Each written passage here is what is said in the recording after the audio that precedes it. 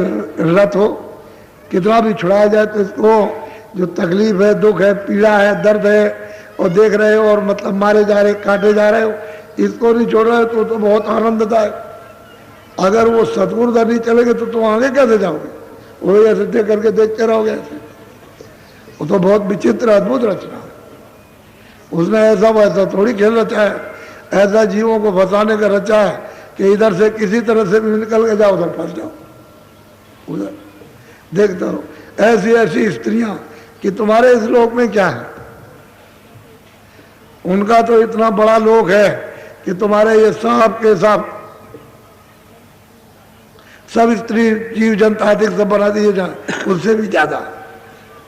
तो आपको पता एक स्त्री के मारे तो तुम एकदम से नीचे सिर गर्दान हो गए, और वहां स्त्री को देख करके फिर, और ऐसा ऐसा लबास, ये पहरावा, ऐसी ऐसी सुंदरता, ये उनका वो सजा धजा रूप है, चम चम चम चम चम चम करता है। तो तुम तो वहां बस उसी को देखते रह जाओगे। बस वहां से एक निगाह मार दी, बस यहाँ बस गिर गया करके सट से गिरोगे, देर नहीं लगती है। तो बगैर गुरु के उधर कदम नहीं रख सकते हो, फट नीचे गिरा देगा तुम रह जाओगे। वो तो गुरु संभालने वाला चाहिए, इधर भी आपको खड़ा करे और इधर से भी मतलब मेहनत करे, सहायता दे, और उधर भी चले तभी काम। उधर नहीं मिलेगा तो कहीं जा ही नहीं सकते।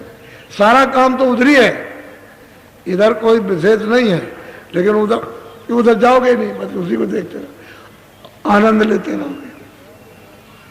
छुड़ाते कुछ नहीं है, खाद है, खुजली है, रोग है, कोड़ है, इसमें सड़ंत पैदा होती है, उसी पे पड़े, बस इसी को नहीं छोड़ते हो। तो कृष्ण भगवान अर्जुन को समझा रहे थे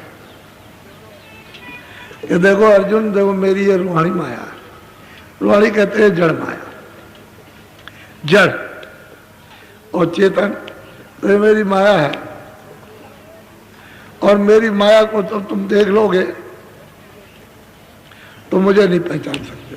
तो अर्जुन ने कहा भगवान ये नहीं हो सकता, मैं आपको कभी भूल ही नहीं सकता हूँ। कहले अच्छा ठीक है, चलो। एक जंगल में गए थे, वही तालाब के किनारे कह रहे थे, फिर चले आए। वहां से 10-15-20 दिन के बाद उनको वो बात तो भूल गए। कहा चलो जरा एक जंगल है वहां चले, तो रथ पर बैठ गए। कभी उन्होंने हाँका, कभी बहुत दूर गए, बियाबान जंगल था, वहां एक बहुत रमणीय तालाब था। तो उन्होंने कहा कि अरे अर्जुन, बहुत रमणीय निर्मल जल है और कितना सुहावना, तो हम लोग इसमें चलो स्नान करें।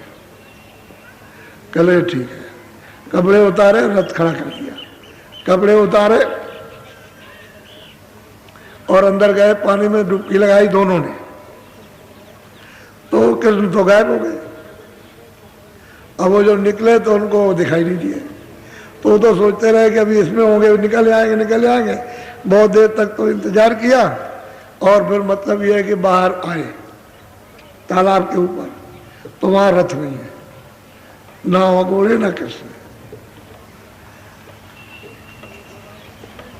तो देखा कि शाम हो रही है, तो भागे। अर्जुन भागे बड़ी जोर से। एक बुढ़ा गट्ठा लेके जा रहा था, कह लगे कि अरे भाई सुनो तो मेरी बात, इधर आपने कोई कृष्ण देखे जाते हुए? अरे कह लगे बेवकूफ, अरे नादान, कृष्ण तो द्वापर में हुआ, ये तो कलयुग है, यहां कहा कृष्ण? तो क्या करे वो बेचारा। अब उसने दूसरे से पूछा तो मारने दौड़ा कि कभी मतलब ना हमारे यहाँ कृष्ण का नाम नहीं लेते, वो तो द्वापर में हुआ था, बड़ा चलिया था, और ये कलयुग लगा हुआ। अब वो कहा कि अरे भाई शाम हो रही है, अंधेरा हो जाएगा तो मैं कहाँ रहूंगा? कह रहे उधर चले जाओ, उधर गांव है। तो बेचारा उधर चल दिया। तो एक गांव में महाभारत हो रही थी,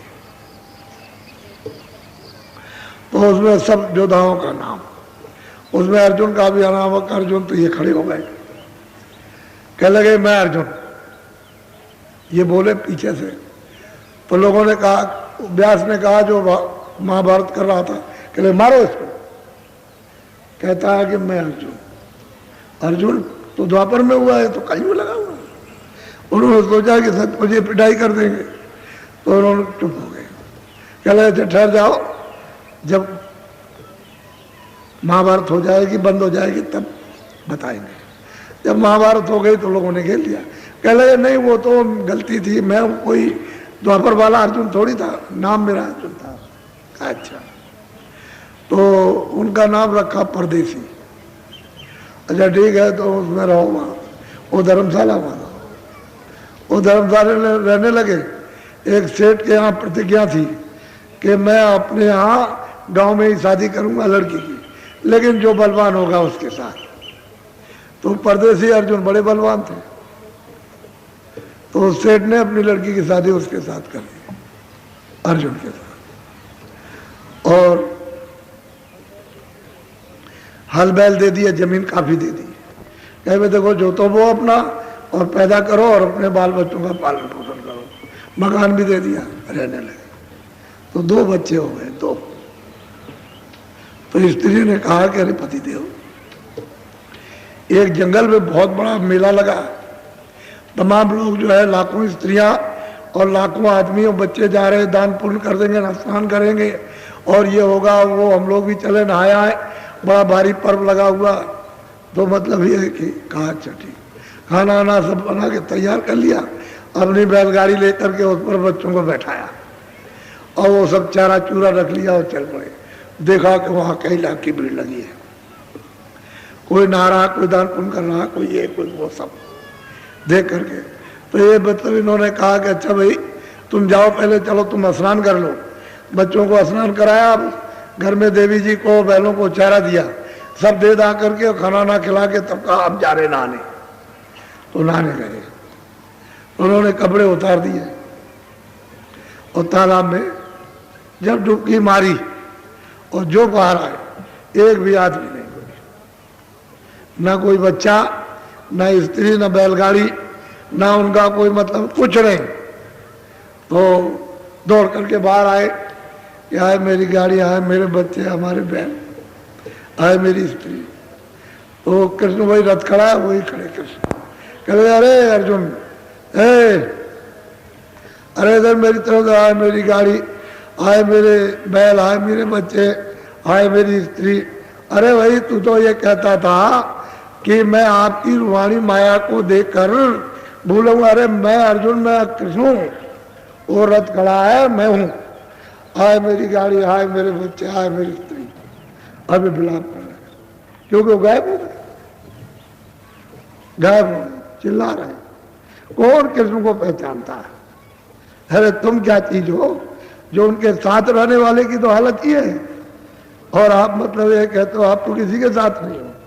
जब उन्होंने जोर से मारा यहाँ और माया का पर्दा जब उतरा तो कह लगे अरे भगवान मैं सचमुच भूल गया था, आपकी रूहानी माया ऐसी है जो इसमें गया मटी बिलाप करता है, चिल्लाता है, हाय बच्चे, हाय स्त्री, हाय ये, हाय वो, बस तब तक समय पूरा हो गया। तो कहने का मतलब यह है कि उस मालिक को कौन याद करे और महात्माओं को कौन खोजे। वहां तो सब रूहानी माया पड़े, मेरी है, मेरी है, मेरी है, बस हो गया। कितनी तकलीफ, कितना दुख है, कितनी पीड़ा, ये सब कुछ होते हुए चिल्ला रहे हो मेरी मेरी मेरी। तो ये कहते हैं कि भाई ये इसमें तुमको ऐसा कर्मों के जाल में उसने ऐसा फंसा दिया लेन देन में कि चुकता ही नहीं। किसी को दिया, किसी को लाना, किसी की नाक काटी, किसी का कान, किसी का पैर, किसी का गला, किसी का पेट चीरा, ये अदला बदला देते, ये कभी चुकेगा नहीं, ये तुमको देना ले दोगे लोगे, ये नहीं चुकता। इसी में फंसे, हाय मेरा, हाय मेरा, और ठोक रही है, पीट रही है, समझ गए, और फिर भी हाय हाय करते हो। तो कहते हैं सदगुरु का नाम पुकारो। इससे अगर छुटना चाहते हो तो सदगुरु का नाम पुकारो और सदगुरु को ये धारो। ये जीवात्मा बैठी है दोनों आंखों के पीछे, कहते हैं इसकी दृष्टि खोलने दो और उसको धारण कर लो। सदगुरु, सदगुरु हर मास कर रही नूर प्रकाश का ढेर। वो तो जब मिलेगा तो फौरन तुरंत पहचान हो जाएगी। वो तो ऐसी जगह है कि फौरन उसी समय पहचान होती है। वो तो जीवात्मा उसको तुरंत पहचानती है, लेकिन आँख तो खुल जाए उसकी, कान तो उसके खुल जाए। सतगुरु का नाम पुकारो। कहते हैं दरवाजे पर बैठ करके जो नामदान जो दिया है ऊपर चढ़ने के लिए, उसको एक टक होकर के मन बुद्धि चित्त को लगा करके सुनो। इसको कहते हैं पुकारना। एक होगा तो आवाज ऊपर से आती हुई, वो बुला रहा कि तुम चले आओ। वो तो सबको बुला रहा, उसकी जरा भी आवाज बंद नहीं होती। लेकिन अब तुम्हारा ध्यान है, तभी तो महात्मा कहते हैं कि भाई इधर से पौधा उखाड़ो, इधर लगाओ। भाई इतने में काम बनता। इधर ध्यान है, घर में, इसमें, खेती में, दुकान में, सामान में, यहाँ वहाँ, इसको हटा करके इधर ले आओ। और मन बुद्धि चित्त को यहाँ कानों के सब, इतने में काम बनता। और तुम्हारा मन भाग गया तो तुम बैठे कहाँ हो? मन भाग। तो कहते हैं सतगुरु का नाम पुकार, सतगुरु को ये धारो। ये हृदय नहीं है ना, ये मोह हृदय है। ये इधर में ये है उसका, ये हृदय बहुत बड़ा। कहते हैं उसमें था, उसको याद करो कि तुमने जो बाहर दिखाया वो अंदर मिल जाएगी तो जल्दी काम हो जाएगा। बोलो। सतगुरु का करो भरोसा, फिर करो न कुछ। कहते हैं कि क्या करो? कि उसका विश्वास करो। प्रीत प्रतीत विश्वास आप करो। तो क्या अफसोस करते हो? किस बात के लिए? उनके पास तो सब है, क्या चीज नहीं दे सकते? सब कुछ महापुरुष होता है, सब कुछ, उनमें कोई कमी नहीं। तो कहते हैं क्यों अफसोस करते? जब तुमको खजाने में, सागरी में लेकर के ले जाना चाहते हो, वहां किस बात की कमी? यहां तो ऐसे देश में आए हो जहां अपूर्ण है, और तुम्हारे देश में तो अमृत के मंत्र बरसता 2400 घंटे एक रफ्तार से मूसलाधार अमृत की वर्षा होती रहती है उसका पार। ऐसे ऐसे अमृत के सागर हैं। ये तुम्हारा देश क्या चीज? कुछ नहीं। ऐसे अरबों खरबों उसमें एक सुई की नोक में घुस जाए, ऐसा तुम्हारा देश है। कहते हैं सतगुरु को हृदय धारो, फिर करो ना कुछ अफसोस करने की जरूरत कुछ नहीं। ये तो जा ही रहा। अरे किराए का मकान तो जा रहा आपसे, तो तुमने क्या किया?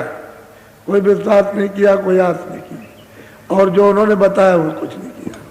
वही इसी चक्करबाजी में पड़े। अभी तक अगर तुम लग करके कर लेते तो अभी तक क्या नहीं क्या हो जाता। तुमने इसको टाल दिया, बेकार समझा, और जो बेकार था उसको असली समझा, तो तुमको मिला क्या? अब रो रहे हो। बोलो। तू करे न चरण हो से, सतगुरु से मत कर रो। कहते गुरु होश में वो अपनी आंख खोल करके चरणों से जुड़ गया। उसमें मतलब यह है कि अमृत चूरा है चरणों। ये सूरत पिएगी उसको। शरीर क्या है? शरीर उसको नहीं, चेतन, वो चेतन को पीता है। वो कहते हैं रोज क्यों करता? तुझे तो घर में ले जाना चाहते तो यह वैसे ही पगलाया हुआ है। इस पागल में और पगला गया। ये पागल का कुत्ता है, इसमें कुछ मिलने वाला नहीं है। अरे कौओं का कुत्ता क्या? कौए वैसे तो बहुत चालाक होते हैं, लेकिन उनसे चतुर कोयल है। उसके अंडों को फोड़ दिया, बेवकूफ के अंडों को, और बस उसको गिरा दिया तो फूट गया, अपना रख दिया। तो कौए जो है उसका पालन पोषण कर दिया। देख लीजिए आप। और कौआ कितना चालाक होता है। अब वो पालन पोषण कर रहा, उसके बाद में मतलब एक शेर रहा, और वो अंडा मतलब फोड़ देगा। ऐसे करके चोंच से देखता रहता है, कभी फट फूट जाएगा। जब तक अभी अब हुआ नहीं तब तक नहीं फूटेगा, और फट से फूट जाएगा। बस वो बाहर निकल आएगा तो उनको चुमाएगा। जब वो चलने फिरने लायक हो जाएंगे, जरा सा उड़ने उड़ने के लायक, तो कोयल आई उधर में, वाह बोली सुनाई उसने। बस जो बोली कोयल ने सुनाई तो बच्चे बस होश में आए। ये कौन सी आवाज है? बस